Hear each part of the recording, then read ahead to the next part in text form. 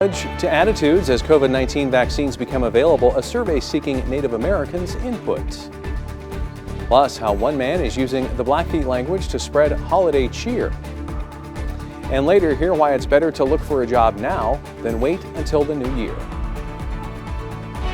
From Montana's news leader, this is the MTN 530 News. Thanks for making MTN a part of your night. I'm Tim McGonigal. First at 5:30, as the COVID-19 vaccine rolls out across the country, a survey is seeking to get Native Americans' input on it. The survey was created by the Urban Indian Health Institute in Seattle, Washington. All Native Americans and Alaskan Natives across the country are encouraged to fill it out by December 30th. The survey asks questions about your knowledge, attitudes, and beliefs about the vaccine. The results will be used to create a national campaign. We will be compiling resources about the COVID vaccines, so things such as videos, flyers, and posters, so that we make sure Native people have the best and accurate information available to them. We have been getting about 100 responses today, but I would like it to be 1,000 responses today. And we are offering great raffles and prizes right before the holidays to encourage people to do that. We have a link to the survey in this story on our website. Well, the 5-person panel that will draw new legislative district boundaries in Montana has a new chairperson, but it still isn't known if Montana will be getting a new congressional district next year. The Montana Supreme Court this week appointed former law professor and Confederated Salish and Kootenai tribal attorney May Lynn Smith. She'll take the place of former University of Montana President Sheila Stearns, who resigned for personal health reasons. The Districting and Apportionment Commission has 5 members, 2 Republicans and 2 Democrats, and the chair. The Montana Republican Party this week criticized the selection of Smith, saying she has a background of donating to Democratic candidates, but Democratic Commission member Kendra Miller says Smith has a solid reputation in the legal community. Miller also said census results determining whether Montana gets another congressional district might not be submitted until late January. The commission redraws Montana legislative district boundaries every 10 years to reflect population changes from the census. President-elect Joe Biden has reportedly selected Congresswoman Deb Haaland as his Interior Secretary nominee. Haaland would be the first Native American to lead the department. In 2018, she was one of the first Native American women to serve in Congress after she was elected to represent New Mexico's 1st congressional district. An aide says House Speaker Nancy Pelosi gave Haaland's selection her blessing. Democrats have a thin majority in the House of Representatives right now, and that would become even less if Haaland is confirmed. Biden has yet to formally nominate Haaland. A Browning public school teacher's Christmas video is going viral tonight. Robert Hall created that video as a way to use Blackfeet language to spread holiday cheer. As MTN's Colter Anstead explains, the video has even had a profound impact on Hall himself. Okay.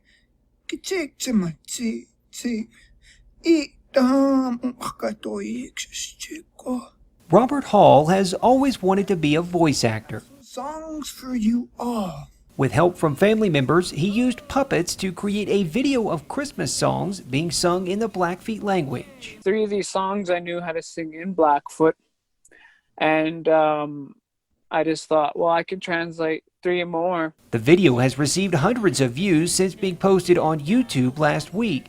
It's also received thousands of views on his Facebook and Twitter pages. Being representative of our schools, I wanted to make sure that our students have something that is theirs and they could take and have fun with. And it's always good when we can focus on a holly jolly season along with our culture. The positive response has been, in his words, lovely, and you might even say an unintentional Christmas miracle. People sent me pictures of their baby dancing along with this puppet. People have sent me videos. My cousins have sent me videos of their kids watching it and singing along. I used to fancy myself somewhat of a Grinch a few years ago in towards Christmas, you know, bah humbug. But now it's even given me more Christmas spirit. In Browning.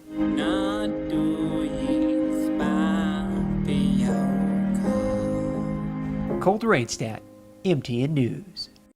Hall says he hopes to make more videos like this in the future for other holidays. We have a link to the full video in this story on our website.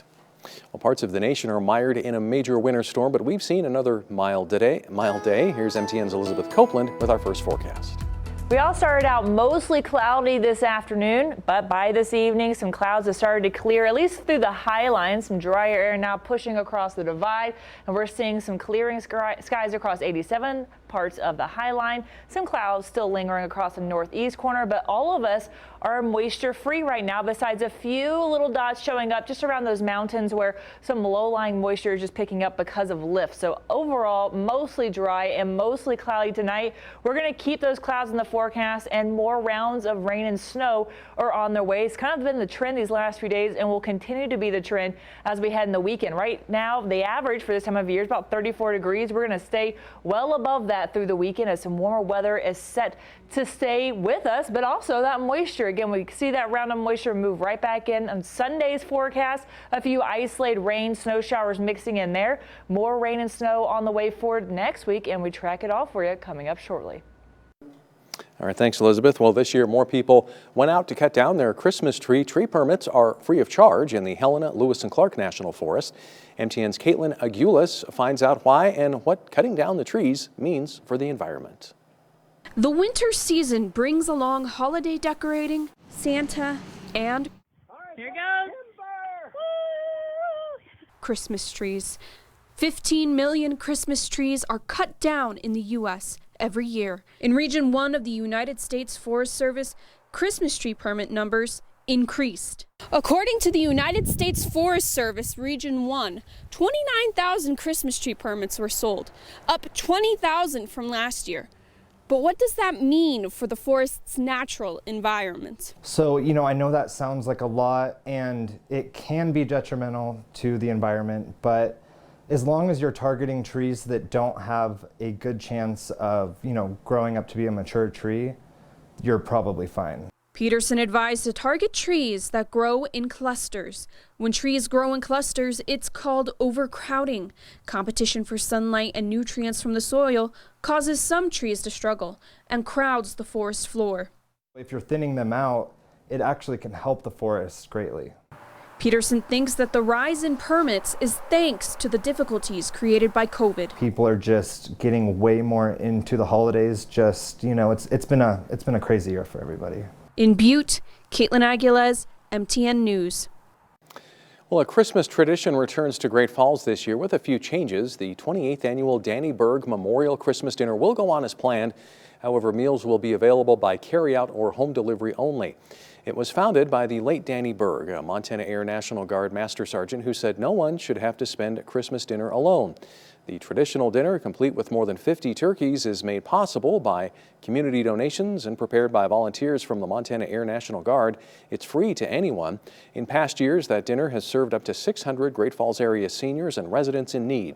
This year, the dinner is dedicated to the memory of longtime Chairman Wade Gale, who passed away in March. Wade's daughter, who is serving as honorary chair, says with COVID-19 restrictions, this year's event takes on added importance. I mean, this has been a hard year. There are people who have lost their businesses this year. I think that the spirit of giving in which the Danny Berg Memorial Dinner was started is more important in our community than ever. The dinner will be held on Christmas Day from noon to 3. Meals can be picked up at the Great Falls Senior Center or can be delivered. For reservations, people are asked to call 788-3211. More information can be found on the Danny Berg Memorial Dinner Facebook page, and we have a link on our website.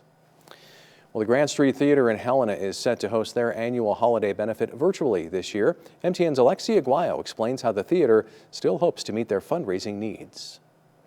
Grand Street Theater says this year's holiday benefit will not be your average virtual performance. We've really been working very hard over the last several weeks to kind of edit together a really beautiful looking event. It's going to be a step above people singing a song in their living room. The theater says they've upped their production quality by having performances filmed on stage with added editing effects to make it seem like even from your own home, you feel you are in the theater live. In years past, this has been a pretty popular event, and it's almost always sold out, which means 200 people get to see it. This year, the silver lining is that as many people who want to watch will have an opportunity to do so. Having more people able to watch the benefit gives Grand Street Theater a big opportunity to get a head start in their fundraising goals. They admit 2020 has been a difficult year for them financially. This benefit will kick off their 2021 goals, like purchasing a new air conditioning system. Our HVAC system broke in August. And so that's a really important thing for the theater, to be able to circulate air.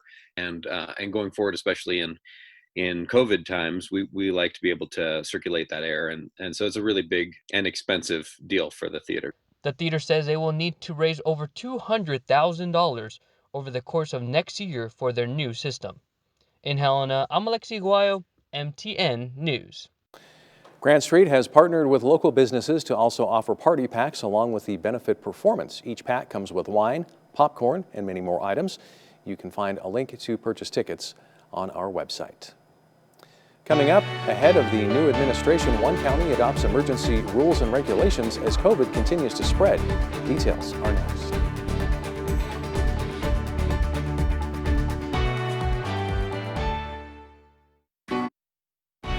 From Montana's news leader, you're watching the MTN 530 News.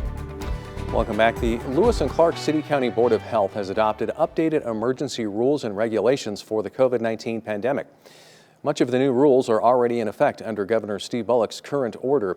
The Board of Health said they were adopting them to ease the transition between the current administration and Governor-elect Gianforte's administration.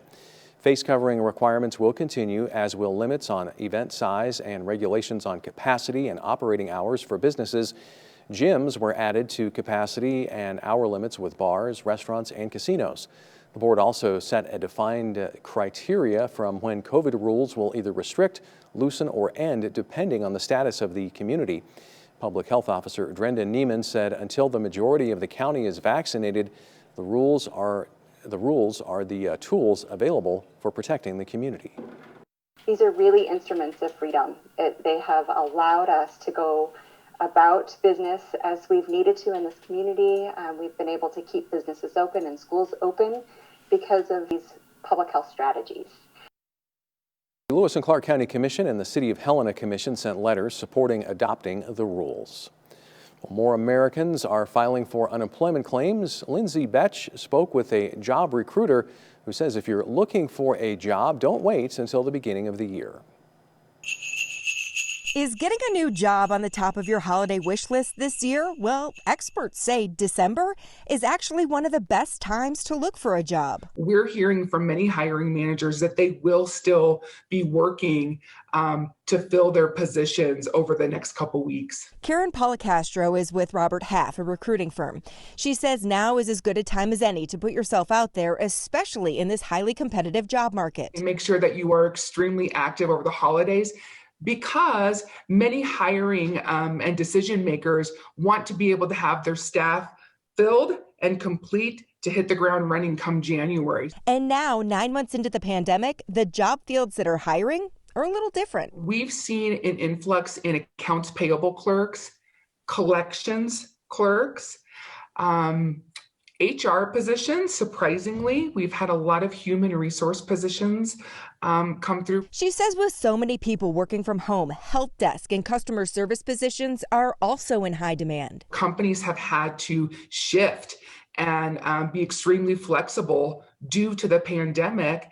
And these positions have definitely become more in demand. And if you're one of the millions of service industry workers who have lost their jobs or have had their hours cut, these could potentially be great jobs. If you've been in the restaurant industry, you definitely have customer service skills. So cater your resume and or online profile, cover letter to really highlight the customer experience that you were able to provide.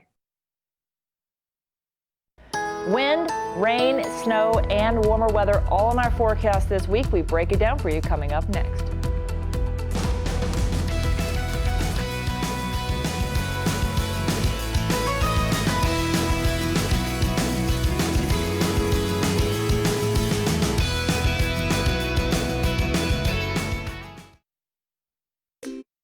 Storm Tracker weather starts now with Chief Meteorologist Elizabeth Copeland. All right, hey there, everyone. Thanks for letting me fill in for you on this end of the week forecast. We got one more day of the work week, and we've got some windy conditions to go because high wind warnings and watches in effect for parts of the Rocky Mountain front in north central Montana. Warnings on the Rocky Mountain front where we could see up to 70-mile-per-hour gusts, especially right there along the northern divide. As you head out through the plains, we're going to see more of that watch take place for that Friday afternoon and Saturday morning turn, where we're going to possibly see up to 60-mile-per-hour gusts. So no matter where you live in north central Montana, it's going to be windy, but those gusts are definitely going to get up very high across the Rocky Mountain front. We'll be watching for the change across the north central part of the state as we head into Friday afternoon. So that wind gust forecast is not only going to be pretty breezy or windy on Friday and Saturday, we're also looking at extended wind in the forecast as we see kind of this zonal flow set up. That's why we have that warmer weather in our forecast. It's also why we have a lot of rain and snow kind of coming in rounds, but we also have that wind associated with that as well, especially across the divide in the north central part of the state. So windy conditions are here to stick around, and so are those clouds and moisture. So right now of our Doppler network, we have mostly cloudy skies across the northeast corner, a few dry spots, a little bit of the sunset going to be able to be seen across the Rocky Mountain front. The rest of us mostly cloudy tonight. More moisture is on the way though. So out of a U.S. Bank iCam out of Great Falls right now, 38 degrees after a mostly cloudy day out there. You can still see some snow on some of those rooftops from our last system that moved through. Feeling like 30 though. We've got a lot of moisture in the air. Again, just a little bit of wind here and there, making it feel slightly cooler than it actually is out there. But speaking of temperatures, wow, we've been all over the map these last 2 weeks, from close to 30 degrees above average. We're right about 28 down to 14 degrees below average, now holding steady in this warmer trend. And that warmer pattern is going to continue as we see the zonal flow. Again, that wind out of the west, we're going to get more of that warm air and moisture in our forecast, which is going to keep us warmer these next few days, meaning more rain, snow mixing in for those valleys. So right now, most of the moisture is staying west of the divide, but we've got to push of this moisture into our area a little later on Friday afternoon. We actually start Friday morning pretty sunny. We actually see some sunshine clearing up overnight tonight through the early morning hours of tomorrow, and then that moisture pushes over the divide, first pushing over right across parts of the north central part of the state. We're going to see that again, rain in lower elevations. It's going to be pretty warm. Snow is going to fall in upper elevations. We get that moisture pushing off to the northeast. A few snow showers possible for the northeast corner. This is later on Saturday morning, so early hours it's going to be cold enough for rain and snow to mix in even to those valleys, and then we just continue these rounds of moisture in the forecast over the next several days. So historically, we've got some pretty good chances in north central Montana and northeast Montana for at least 1 inch of snow to be on the ground at Christmas. So we don't have that forecast for you yet, a little bit too far out to tell you how 2020's forecast is going to be, but we have anywhere between 50 and 90% chance of at least seeing 1 inch on the ground from historic data. Otherwise, we still keep that in our forecast really tomorrow in the next 7 days, and that's where we're going to see more of that dry trend, at least for Saturday, Sunday, before another round of moisture moves in on Monday and Tuesday. We stay in the 40s before dropping to the 30s next week. In Helena, we hit 41 tomorrow, 49 on Sunday, and then stay in the low 30s early next week. The Havre girls look to continue their dominance on the basketball court. A Blue Pony preview is coming up next. From Montana's news leader, you're watching the MTN 530 News. Tonight we continue our look ahead at winter sports. A certain powerhouse in Class A girls basketball will be going through some adjustments this season. MTN's Isaiah Dunk takes us to Havre. The Havre girls basketball team fell short of winning its third straight state title last season, and in the process, they lost the best high school girls player in the state to graduation. But don't think that means you can overlook the Blue Ponies this year. Losing a talented senior class can be tough, especially when it's anchored by a player like Kendall Keller, the Gatorade Player of the Year last year. But coming into a new season, head coach Dustin Kraske isn't thinking about what his team lost. He sees opportunities. We have a senior class now that's excited for their opportunity. They had the good fortune of growing up with kids above them, one grade that were good. And so they've been sitting on the bench kind of biding their time, and then now it's their time. So I'm excited to see what they want to be. I know they're excited to be on the floor, and it's a good opportunity for us. After years of deferring to the older girls, players like Loy Wade and Sadie Filius are going to be seeing the ball come to them a lot more. They know it will take time to adjust to new roles on offense, but the Ponies are already strong in other ways, like effort and chemistry. Our man defense should be really good, and just playing together as a team, we do really good with that. It's not like a one-man show for anyone because we play really good together. Haver's immense success over the past few years has created high expectations, and when the games get going in January, this squad plans to keep that going. I think the last few years we've had a target on our back, but we're getting used to it now, and we just play to play and play our own game, so I think it doesn't bother us anymore. Haver opens the season January 2nd against Lewistown. In Haver, Isaiah Dunk, MTN Sports. And stay tuned, we'll be right back.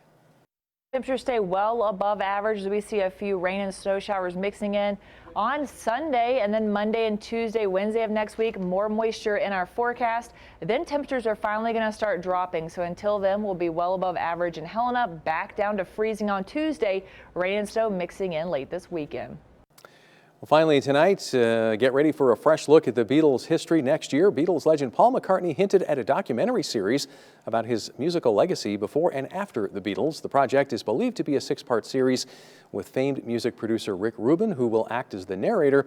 The project is expected to air sometime next year. McCartney's new solo album is out this week. Looking forward to it. And we look forward to seeing you back here tonight at 10.